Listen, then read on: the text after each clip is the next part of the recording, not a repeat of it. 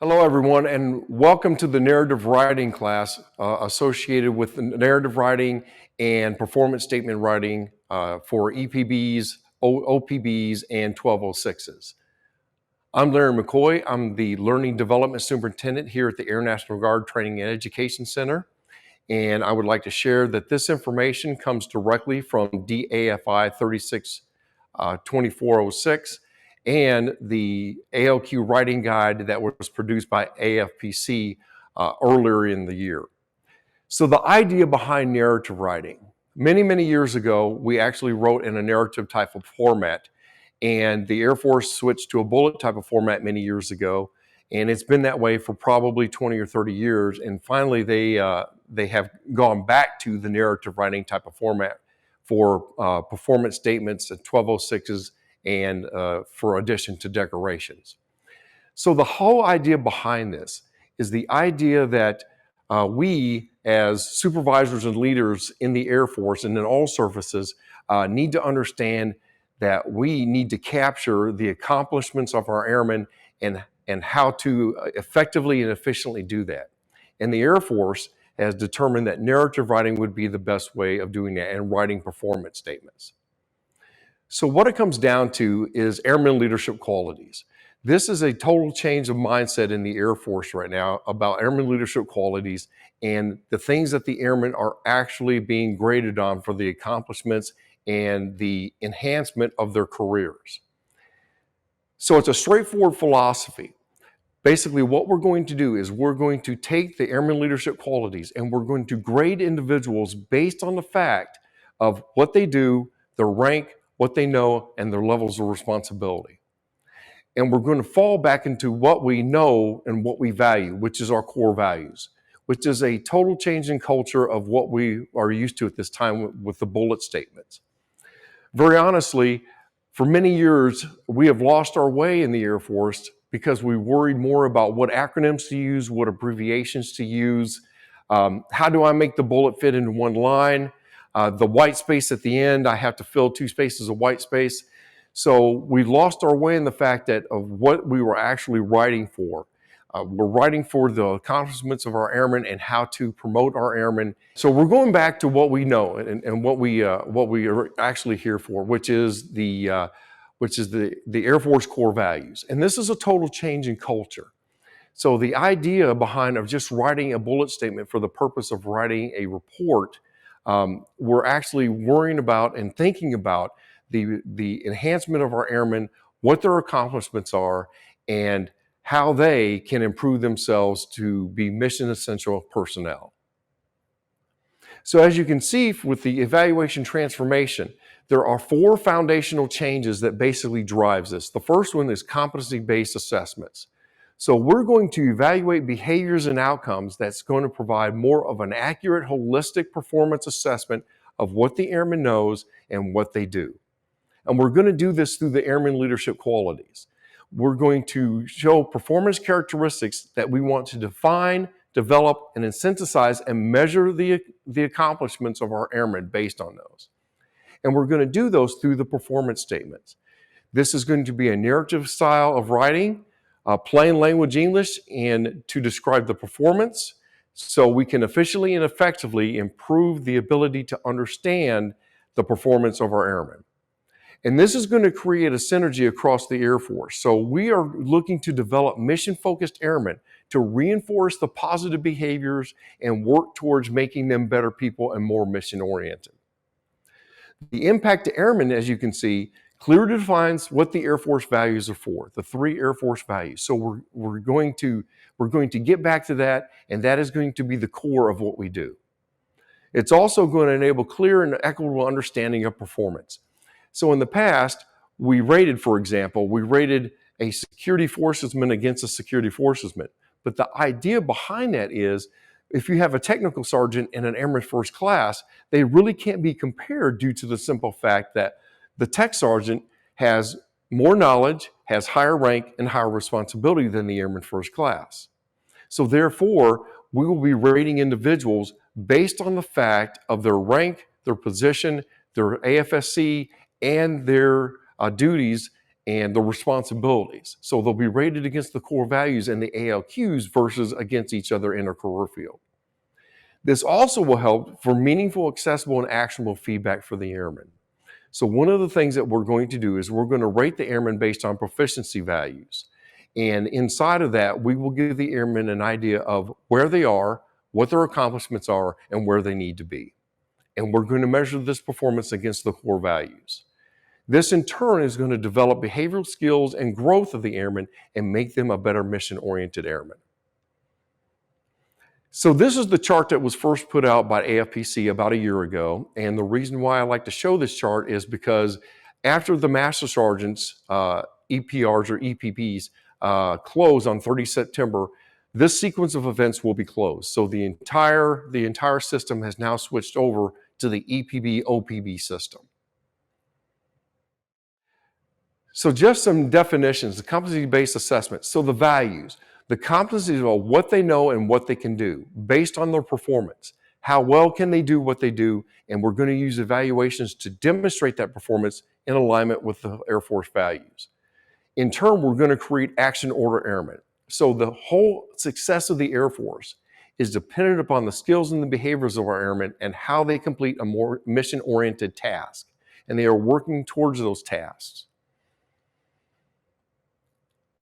And we're going to better develop our airmen by letting our airmen know exactly what ALQs mean to them, how they are responsible, and how to use them to increase their ability and mission orientation. And again, we're looking at the whole person concept. So we're looking at it relative to the specific rank, specialty, level of responsibility, and assigned duties of that airman, rated against the core values. So these are the actual airman leadership qualities. The airman leadership qualities will fall under 4 major performance areas: executing the mission, leading people, managing resources, and improving the unit. Underneath of those 4 major performance areas, there are the airman leadership qualities, which there are 10 of them.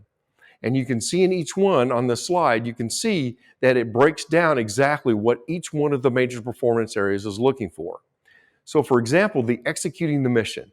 Not only are we looking at job proficiency, but we're also looking at initiative and adaptability to situations. When it comes to leading people, teamwork and communication, how do people communicate with each other and how well do they do so? And accountability under managing resources. Are people accountable for their actions and do they understand that they are? So what it comes down to is we are looking for a whole rounded concept airman, a multi-purposed or tasked airman. And the idea behind this is we need to give our airmen the capability to use initiative, adapt to situations, make decisions, and be innovative in nature. So this is a total difference in mindset and a difference in culture that we are used to at this point. And of course, the core values, integrity first, service before self, and excellence in all we do, are the mainstay of these airman leadership qualities. So some terminology. Again, the ALQs, performance characteristics of what we want to define, develop, and synthesize and measure our airmen. They are based on the major performance areas which we just discussed. And they will be culminated by the narrative writing style in the EPB or the OPB. And we will assess our airmen based on the core values, mission-driven outcomes, and developmental feedback, not only to tell the airmen or inform the airmen of what they have done or how they have accomplished their mission task, but also how to improve themselves. And that will be captured in the ALQ performance brief, which is known as the enlisted performance brief or the officer performance brief, EPR, OPR. The higher level reviewer. In the past, we had many different levels that a EPR or an OPR had to go through for the evaluator or evaluation to be closed. At this point, there will only be 2 levels. It will be the rater, which they will give their representation of the assessment of the airman, and then the higher level reviewer, which is the final evaluator in the chain. The HLR, or the higher level reviewer, is determined by wing leadership as a senior rater.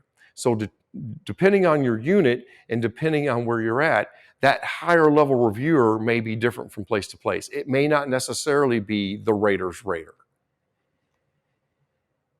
So this is going to create a synergy across the Air Force. So administration of the ALQs are both simple and consistent across all of the total force enlisted and officer airmen. So it will be consistent across the board. They will be responsible for the rank and responsibilities through the lens of the MPAs. So this will give us an idea or allow us to make more effective talent management decisions within the force. So for example, force distribution or stratification or determining future roles. This will allow us to better make those determinations. And we will be based on standards. So in other words, airmen will not be rated against airmen. Airmen will be rated on an equitable understanding of the performance as they set the behavior in alignment with the Air Force published core values. So within the feedback section of the of Eval 2.0 and working with your airmen, there are 5 proficiency levels that you will rate this airman based upon. And they go from needs improvement to an exceptionally skilled. And in a few moments, we're going to talk about each one of these and what they mean to you as a supervisor or a leader and how to use those to effectively write the narrative or the performance statement based on these proficiency levels. So this is a total shift in mindset. As I said earlier, it's a change in culture and a change in mindset. One of the things that we need to understand is with bullets, we were always taught, okay, I taught this myself for many, many years, is numbers matter. Get the numbers in there, the numbers matter. But now we're switching the mindset of saying that we have quantity, but we also have quality. So in other words, what we want to do is we want to record or assess the accomplishments of the airmen based on the quality of work that they've done, not only on the quantity. So I'm not saying not to use numbers. What I'm saying is we need to focus on the quality of the assessment, not the quantity of what they've done. So as for performance statements, first of all, each performance statement will be a standalone statement. It will be plain text English of the accomplishment and the result or the impact of what the airman has done. It also needs to be readable. So since it's in plain language English, it will be a sentence type of format. So as someone reads this sentence, they should have an idea of the accomplishment or the action that the airman took and the impact of the result of that action. Acronyms and abbreviations are highly discouraged. There are a few that are approved by the AFPC, and they are at this rule set available at the AFPC website, but very honestly, they are few and far in between. What they want you to do as a supervisor, as a leader, they want you to actually write exactly what the actual person has done and the action and the impact result of that action. So acronyms and abbreviations are highly discouraged. You can use more of the common ones such as rank structure, wing structure, things of that nature. But when it comes down to abbreviations and acronyms to try to shorten it, highly discouraged. And this is all in the ALQ writing guide, which is available in MyFSS. So in the performance statement, 2 parts of the performance statement. When we wrote a bullet, we always followed the old system of AIR, action, impact, result. That has changed slightly, but still the same thing applies. The first thing you want to do as a writer is you want to capture the action. What did the airmen actually do? What was the assessment that they did, or what did they actually do as a task? Then the impact or result. So it can be either or. What was the impact or level result that the actual person did for that tasking? And to what level? So for example, was it a unit level tasking? Was it at the wing, Air National Guard Readiness Center, Air National Guard, DOD? It's important to capture what level this meant because it tells you or it gives you an idea of what exactly or what level exactly that action actually had across the Air Force. So for example, in my example here at the bottom of this page, Master Sergeant Snuffy led 16 hours of leadership development training for 3 wings across the Air National Guard. So that is the actual action. So Master Sergeant Snuffy led 16 hours of leadership development. And notice it also says 3 wings across the Air National Guard. So it gives you an idea that it affected at the wing level across the entire New York Air National Guard. 125 personnel attended the Leadership Advantage Symposiums. So this gives additional information to the action that the airmen took. Increasing leadership capabilities and experiences by 30%. So there is the impact or the result of the action. So we increase leadership capabilities and experiences by 30%. So notice we used a number in there to quantify and qualify exactly what the person had done. But notice the 2 parts of this. So the first part, the action, what did the airmen actually do? What was the accomplishment? Then, what impact or result did we have in this? Now notice at the beginning, it says Master Sergeant Snuffy. So with bullet writing, we were always told never put the name of the individual at the beginning of a line because it wasn't necessary. In narrative writing, it's okay to do so. In fact, there are many different ways that you can start off a performance statement based on this. There's no real guidelines at this point that says what you should start off with or how you should start it. So I think the Air Force did this on purpose for the simple reason of allowing the supervisor to have innovation and allow them flexibility to write in plain English at the way that they want to. So getting started, always know the format. One of the things that you should do when you're getting ready to rate your airmen is you should go into MyEval 2.0 and take a look at the evaluation. Take a look at the actual form and how it's filled out. It's actually very intuitive and very easy to use with drop-down menus, but go in and know the format and what you have to do as a rater to fill out the form. Number 2 is editing. Read it, read it, read it again. Since it's written in plain English, it should be able to read like a sentence. One of the things that I suggest is read it a few times, walk away from it, come back to it and read it again. Also, go in and read it backwards. If you read it backwards, it causes the brain to stop at each word and allows you to see the flow based on the fact that it stops at each word and makes you look at each word. So if it reads well backwards, it should read well forwards. Next is writing effectively. Make sure that you are capturing the effective and efficient assessment of the airmen and what they actually did, their accomplishments. So things to consider. Just like in bullet statements, we need to stay away from such things as cliches, buzzwords, things of that nature. Like, for example, the word spearheaded, which everybody in the Air Force seemed to use at one time. So we need to consider those things. And just like in bullet writing, stay away from those things that we get trapped into. Also, things to avoid. Avoid such things as the halo effect. Make sure that you're actually writing the assessment accurately and efficiently to the accomplishments of the airmen. So how do we rate a high versus a good versus a below average airman? One of the things that you need to realize is that if you're going to rate an airman below average, if you're going to put in comments that are derogatory in nature or imply behavior or incompatibility with Air Force standards, you need to make sure that as you go into MyEval 2.0 to check the box, one of the first things it's going to ask you on MyEval 2.0 is this a referral EPB or OPB? If you check the box yes, it will automatically tell you that those reports cannot be done in MyEval and that you have to go to your CSS for assistance.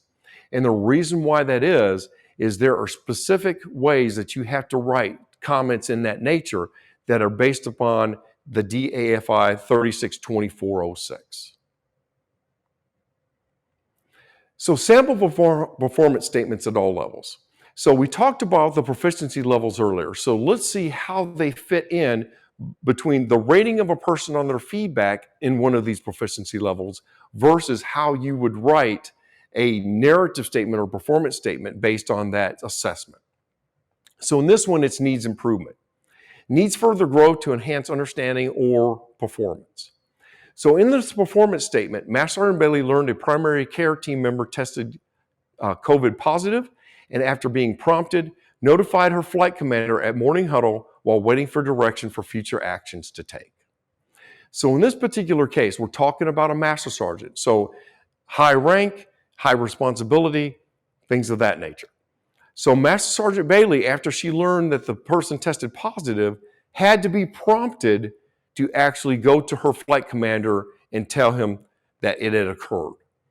Okay, not the ideal thing for a Master Sergeant. And also, while waiting for direction for future actions to take, that comes down to, instead of taking the initiative to adapt to the situation, she waited for instruction. So these things do not culminate what a Master Sergeant should be doing. So in this case, it needs improvement. The next one is developing. Generally accepts new information in changing conditions. So again, the primary care team member tested positive. She notified the flight commander, which was good, and with direction from her leadership, they determined a plan of action. So in this particular case, she notified the flight commander of her own accord, which was good, but again, waited for direction from leadership. And again, this does not show adaptability, it does not show initiative, it does not show decision making.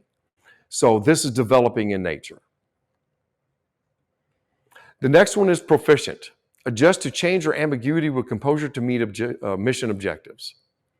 So again, the member tested positive. She responded professionally with appropriate action and adjusted the daily schedule and created a plan of action. So in this particular case, she acted appropriately. She took the action she needed to, but she did the work herself. So one of the things as a Master Sergeant, as a senior NCO, what we should be doing is we should be empowering our people that work for us, and we should be mentoring them and talking to them through the process and helping them learn. So in this particular case, instead of empowering someone for the purposes of mentoring, she just did the work herself. So proficient, but not excellent. So highly proficient. Independently adjusts to change or ambiguity with composure, empowers others to implement changes to meet mission objectives. So again, member tested positive, and without prompting, she empowered a staff sergeant as a team member, deciding on adjustments and ensuring team coverage and mission accomplishment. So we're getting better here. So in this case, she did this without prompting. She empowered a staff sergeant as a team leader, which was very good. So she empowered someone that worked for her or that is on her team to be the team leader. But what she did not do, and the reason why this is only highly proficient instead of actually exceptionally skilled, is the fact that she did not mentor the person once she assigned them as team leader. So exceptionally skilled. Leverages changes as an opportunity to better meet mission objectives, inspires others to be more adaptable, and equips them to handle changes independently. So in this particular case, the person tested positive. She acted independently to empower a staff sergeant as a team member or team lead to ensure coverage and mentored them, okay, to create or brief new plans to the medical group. So in this particular case, she did everything as a master sergeant that she should have done. She independently acted, she empowered someone, and then she mentored them to make sure that they were making the right decisions and working on their decision process. So in this particular case, she is exceptionally skilled. So here's some actual examples that I have pulled down. So Master Sergeant Snuffy was instrumental in training 7 Air National Guard instructors on curriculum development. So there's your action. Exceeding expectations, the course will be complete 2 months ahead of schedule. Additional information to the action, and then the impact result, the inspection process was streamlined by 20%. In the second example, notice it does not start off as Master Sergeant Snuffy. It starts off as affiliate school liaison.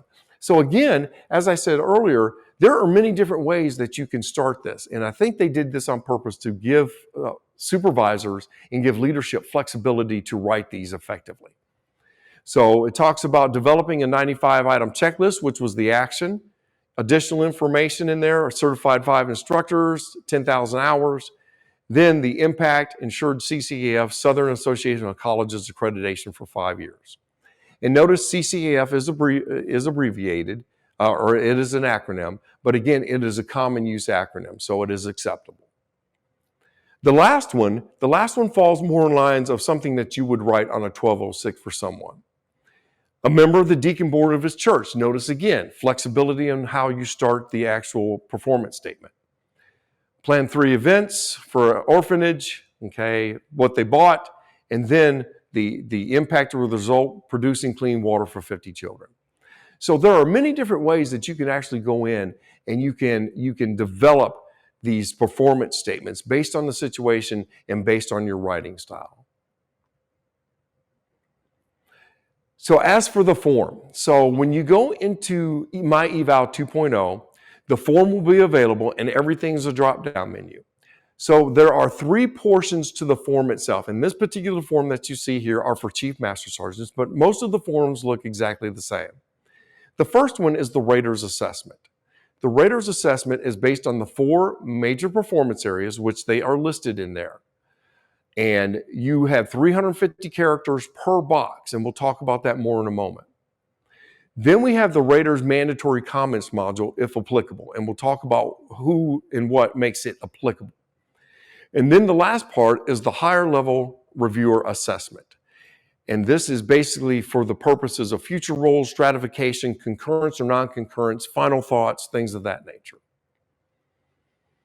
So the first part at the top is the ratee information. So just like the old EPR or OPR, this is all the information for the individual. So nothing's really changed much here. Grade, name, the DOD ID, duty titles, DFSC, all of those things will go in at the top.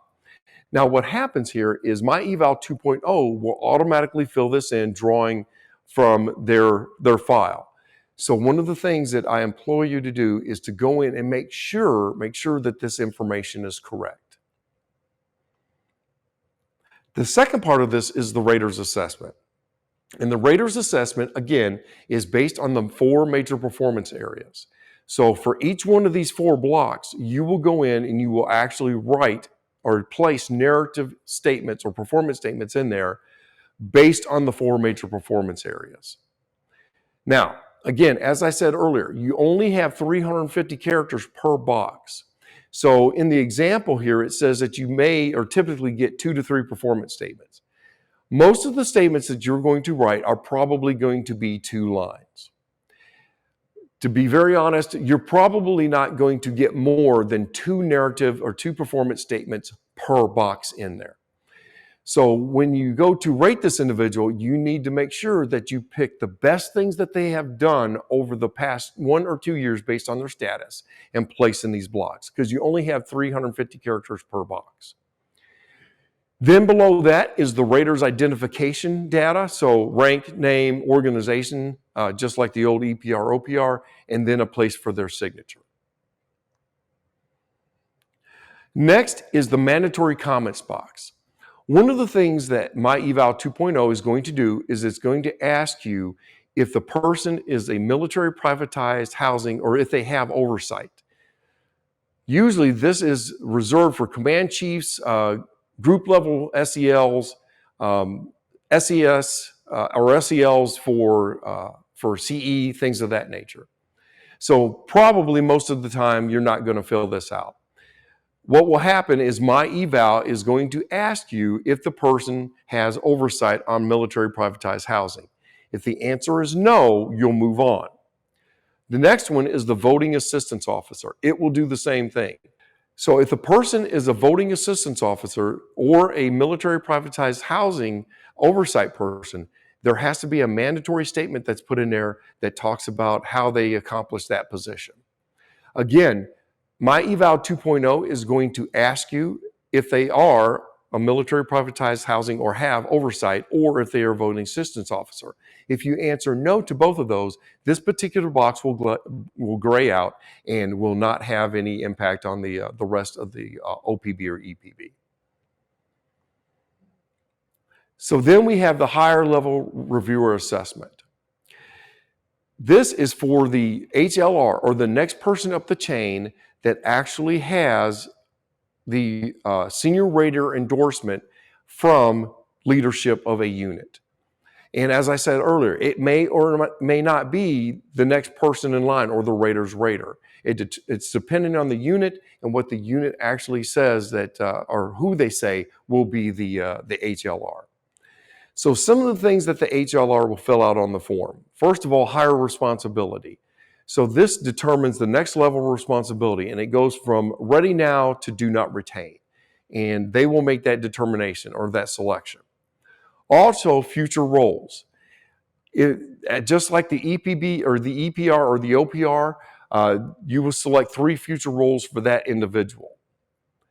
Then there's stratification. The stratification is determined if, or only is displayed if a ready now is selected and the command chief is the first future role selected, or individual standing among all chief master sergeants. The rater assessment is a concur or non-concur with the assessment by the rater itself.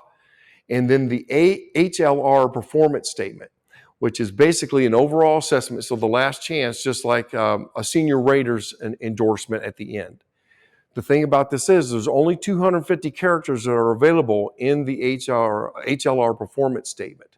So they have to go in and put their final statement in here.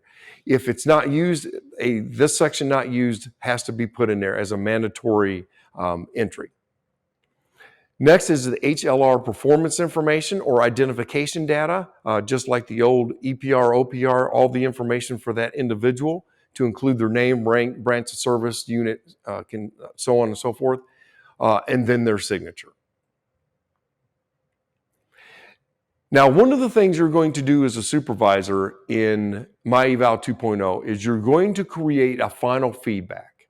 You're going to create a final feedback of the airmen. And these are based on the 5 proficiency levels we talked about earlier. So from needs improvement over to exceptionally skilled. And in the drop-down menu, when you actually go into the OPB or EPB, in the drop-down menu, it will actually go through these and have you assess them based on that. Now, one of the things that you need to know is, these assessments are not seen by anyone except the rater and the ratee. So notice on the form, there are no check boxes on the form that actually indicate these proficiency levels. And no one sees the proficiency levels that you have selected except for the rater and the ratee.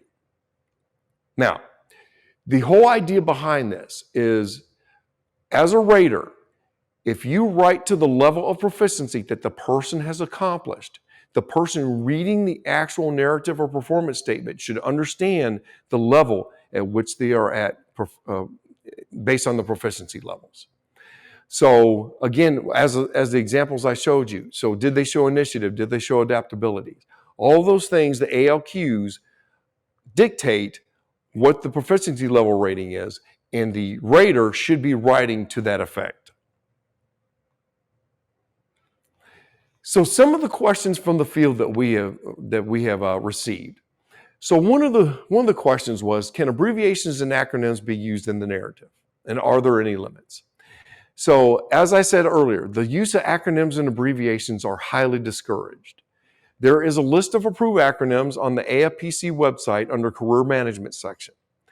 But they are very few and far in between. Where before there were pages and pages of approved acronyms and abbreviations, I believe the new one is maybe 2 to 3 pages. So some of the more common acronyms, as I said earlier, like rank and structure and things of that nature, more of the common ones are acceptable. But beyond that, they are highly discouraged.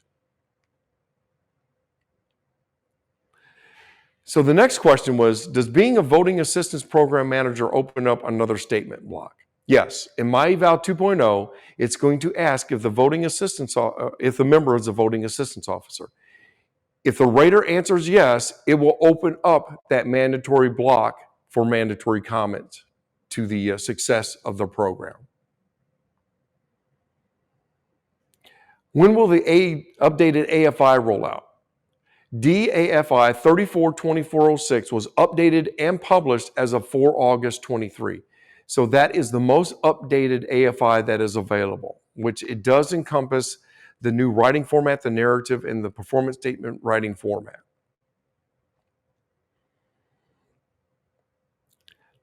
So the next question was, if an EPB is printed out, does the rating show? For example, if you need to print and attach it to a promotion packet, will the rating show? The answer to that is no. The ratings are part of the feedback between the member and the ratee or the rater and will not appear on the EPB form. So the answer to that is no.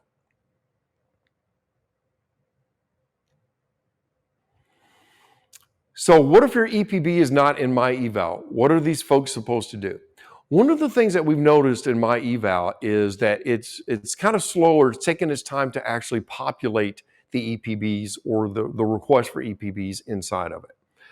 If that's the case, the member or the rater needs to contact their unit CSS. And the reason why is they have the means and contacts with AFPC to try to rectify the problem. So contact your CSS superintendent or a member of your CSS team and see if they can rectify the problem.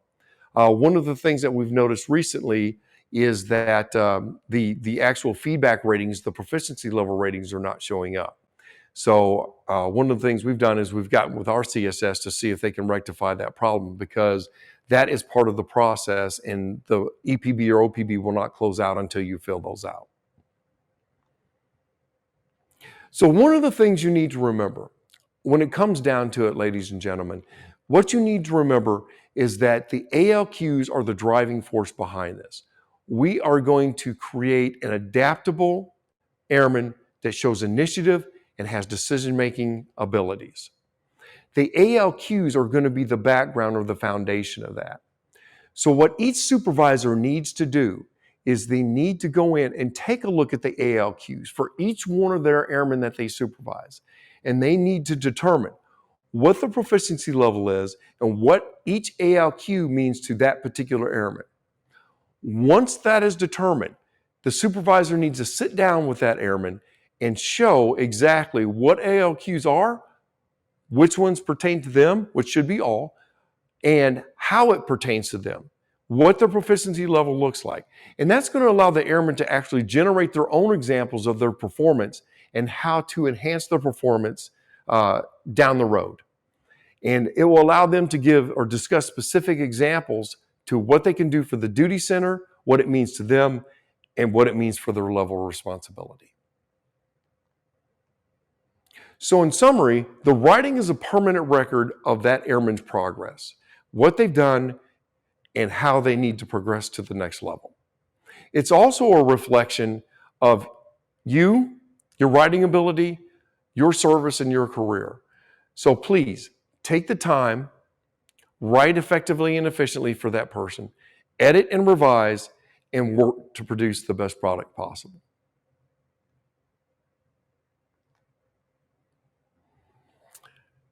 So that's pretty much it for narrative writing. So let me talk about something about narrative writing and how this fits across the board. We talked a lot about EPBs and OPBs, but if you think about this, the whole idea behind the narrative writing style is to make more of a continuous flow across the different things that we have to do. So when we write for EPBs or OPBs, we write in the narrative format. The 1206s are exactly the same way. We write in the narrative format. So you may have to make adjustments to the format or to the narrative statement if you put it in a 1206 from an EPB or OPB. But the idea is the same. So we need to actually go in, take a look at it, and determine what changes we would have to make to put it in as a narrative statement for a 1206. But the writing principles are the same. They're exactly the same. Now, with that in mind, it also fits well with the way that we write decorations. The narrative of a decoration or the citation is basically a canned statement at the top based on what it says in the AFI, a canned statement at the bottom based on what it says on the AFI, and everything in between are short narratives of the accomplishments of the individual during that time frame, which can come right from a 1206 or an EPB OPB because the writing is exactly the same. So this causes a great flow or increased flow across the types of reports that we do, instead of trying to re-accomplish every time that we switch types of reports based on the fact of what report we're writing. So this is probably one of the best things the Air Force could have done. Chief Wright started this when he was in tenure as the Chief Master Sergeant of the Air Force, and Chief Bass has picked this up and made this a reality, and it's come to fruition. So again, You may be thinking, well, this is just something else the Air Force has done to make me work, but it's a good thing that it actually happened. It really is. This is going to allow us to more effectively and efficiently rate our airmen based on the ALQs and the MPAs. It's going to make them a better multitask airman when it comes down to it, because they're going to be given the skills to adapt to situations, to show innovation and show initiative. So that's pretty much it for narrative writing. I thank you for your time today. If you have any questions whatsoever pertaining to this, you can contact me at the information you see here on the screen. I am the only Lawrence McCoy in the global, so please contact me with your questions. If you have questions about MyEval 2.0 or stratification, force distribution, things of that nature, please contact your CSS. I do not have a wide range of knowledge on those areas, but your CSS should be able to help you with that determination. With that being said, good luck to you in your narrative and performance writing endeavors, and everyone have a great day. TEC University. Education your way.